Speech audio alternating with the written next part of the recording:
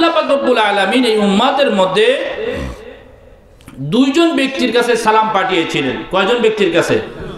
দুইজন ব্যক্তির কাছে। দুজন ব্যক্তি যখন তাদের কাছে সম্পদ ছিল তখন তাদের কাছে আল্লাহ তাআলার পক্ষ থেকে সালাম আসে নাই। যখন সম্পদ সব বিলিয়ে দিয়েছে আল্লাহ তাআলার রাস্তায়, আল্লাহ তাআলা খুশি হয়ে তাদের কাছে আল্লাহ তাআলার পক্ষ থেকে সালাম পাঠিয়েছেন। এক নম্বর হলো খাদিজাতুল কুবরা রাদিয়াল্লাহু তাআলা আনহা। খাদিজাতুল কুবরা রাদিয়াল্লাহু তাআলা আনহা এমন একজন বিবি ছিলেন, এমন একজন মহিলা ছিলেন। রাসূলের যতগুলি বিবি ছিল সব বিবিদের মধ্যে আল্লাহর নবী সাল্লাল্লাহু আলাইহি ওয়াসাল্লাম খাদিজাতুল কুবরা রাদিয়াল্লাহু তাআলা আনহাকে বেশি ভালোবাসতেন।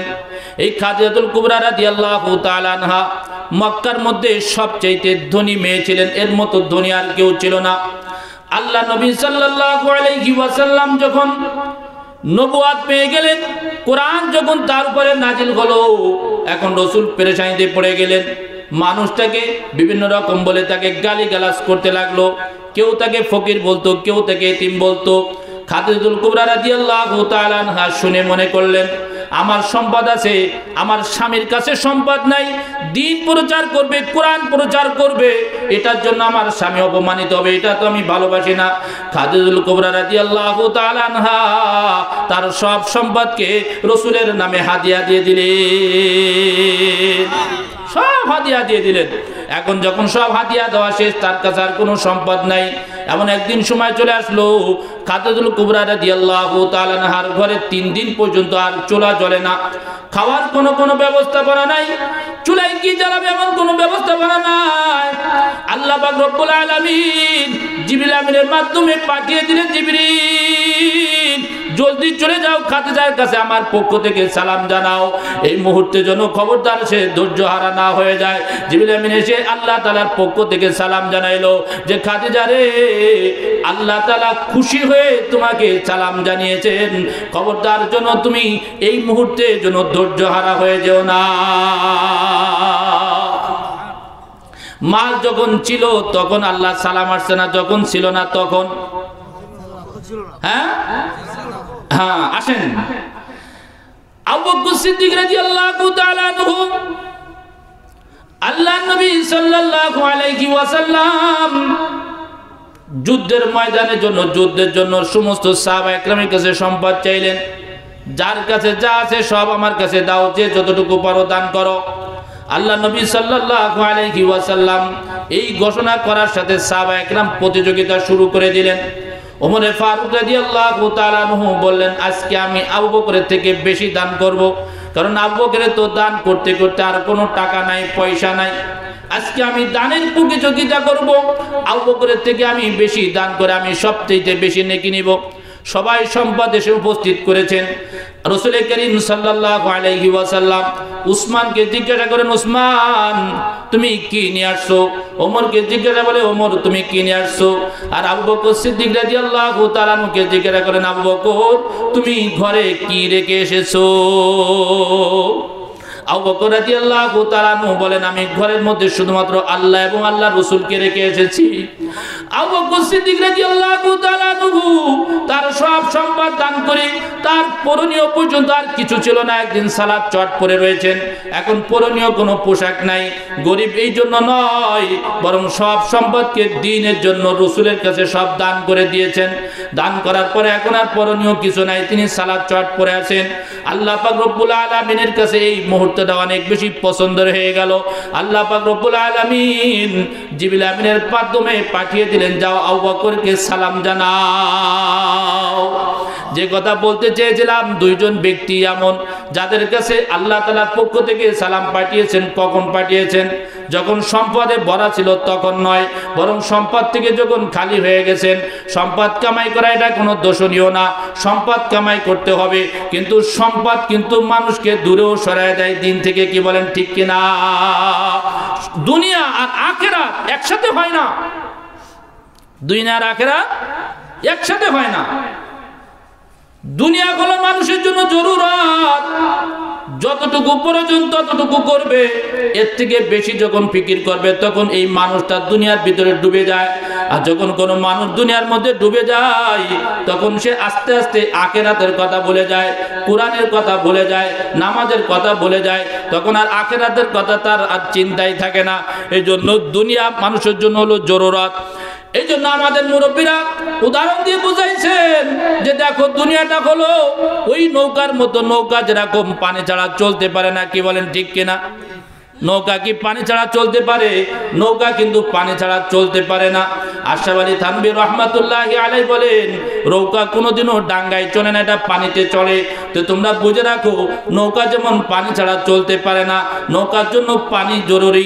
কিন্তু এই নৌকার জন্য পানি জরুরি বিধায় যদি এই নৌকার মধ্যে পানি ঢুকে যায়, হ্যাঁ, নৌকার মধ্যে যদি পানি ঢুকে যায় তাহলে এই নৌকাকে যেমন ভাবে ধ্বংস করে দেয়, এই নৌকার মাঝিকে যেমন ভাবে ধ্বংস করে দেয়, নৌকাকে যেমন ভাবে নষ্ট করে দেয়, কোন মানুষের ভিতরে যদি দুনিয়া ঢুকে যায় ওই মানুষটাকেও ধ্বংস করে দেয়। এই জন্য আল্লাহ তাআলা কুরআনে কারীমের মধ্যে রাসূলকে খুব বলেছেন যে দুনিয়ার দৃষ্টান্ত তোমার উম্মতের কাছে দাও। আল্লাহ পাক রব্বুল আলামিন বলেন ওয়াদরিব লাহুম মাসালাল হায়াতিদ দুনিয়া কামা আনজালনাহু মিনাস সামা। আল্লাহ তাআলা দুনিয়ার দৃষ্টান্ত দিচ্ছেন। এই দুনিয়ার দৃষ্টান্ত হলো আসমান থেকে বর্ষিত পানির মতো। কিসের মতো? দুনিয়াটা হলো আসমান থেকে বর্ষিত পানির মতো। অবাক কথা, দুনিয়ার দৃষ্টান্ত আল্লাহ তাআলা দিচ্ছেন কি দিয়ে?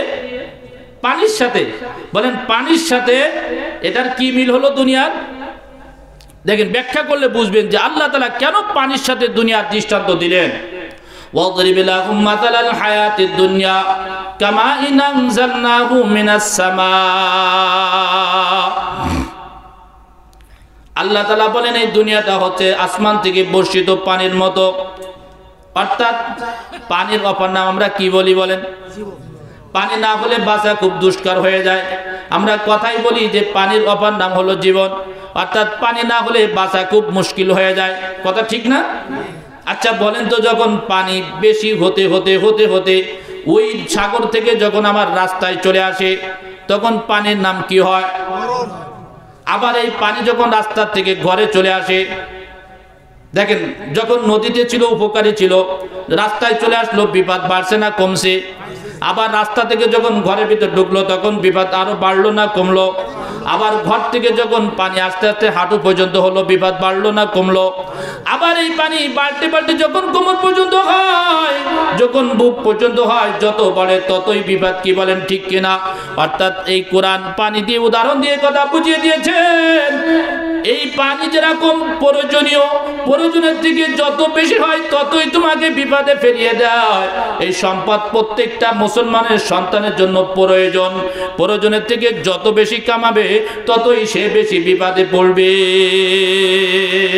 প্রয়োজন থেকে বেশি যত কামানোর ফিকির করবে তত বেশি বিপদে পড়বে, তত বেশি কি পড়বে? বিপদে পড়বে। এই কথা কেন বোঝানোর জন্য চেষ্টা করলাম।